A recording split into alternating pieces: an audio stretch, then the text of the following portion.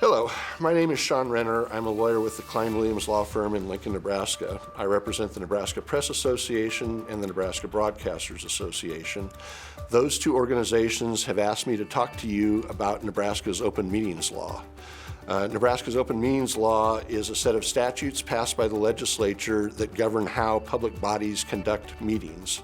The legislative purpose set out in the statute says, "It is hereby declared to be the policy of the state that the formation of public policy is public business and may not be conducted in secret."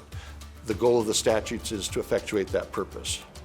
The open meetings laws govern procedure of meetings. They don't govern the substance of it. There's nothing in the law that tells a public body what decision it should make. Instead, the law tells the public bodies how they should make decisions and how they should participate with the public in making decisions. The first requirement in the open meetings law is that a public body give reasonable advance publicized notice of the time and place of each of its meetings. That notice has to contain an agenda of the items to be discussed at the meeting, and that agenda has to be kept continuously current. The meeting notice can be posted, it can be published in a newspaper, it can be put on the website. The law requires that it be done consistently, however it is done by any given public body, and the purpose for that is so the public knows where it can find the notice of each meeting and the agenda items to be discussed. In terms of the agenda, each item that is going to be considered by a public body at its meeting has to be listed on the agenda, and it has to be listed in a way that is sufficiently specific to allow the public to understand what the what body is going to talk about. The agenda cannot be altered in less than 24 hours before a meeting, and the purpose for that is so that people can decide in advance if they want to attend a meeting and participate. The open meetings law also provides a number of specific rights to the members of the public when they attend a public meeting. The public has the right to attend a meeting. It has the right to broadcast, video, or audio record each meeting.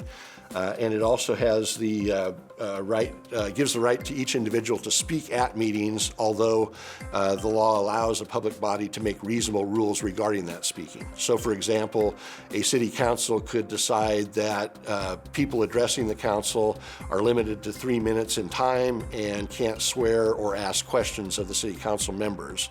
That would be a reasonable rule regarding participation in the meeting. The members of the public don't need to identify themselves in order to attend a meeting, but can be required to identify themselves if they wish to speak at a meeting. The public body has to make available at the meeting to the public any written materials that will be considered by the public body at the meeting. In terms of meeting mechanics, the law specifies a number of things.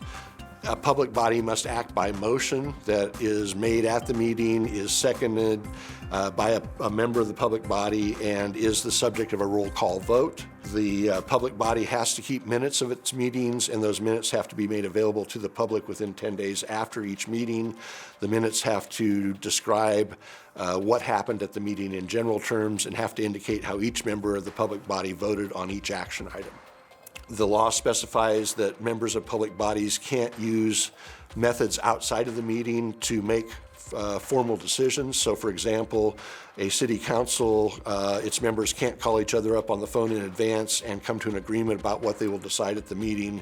They can't use email or other electronic means to circumvent the open meetings law.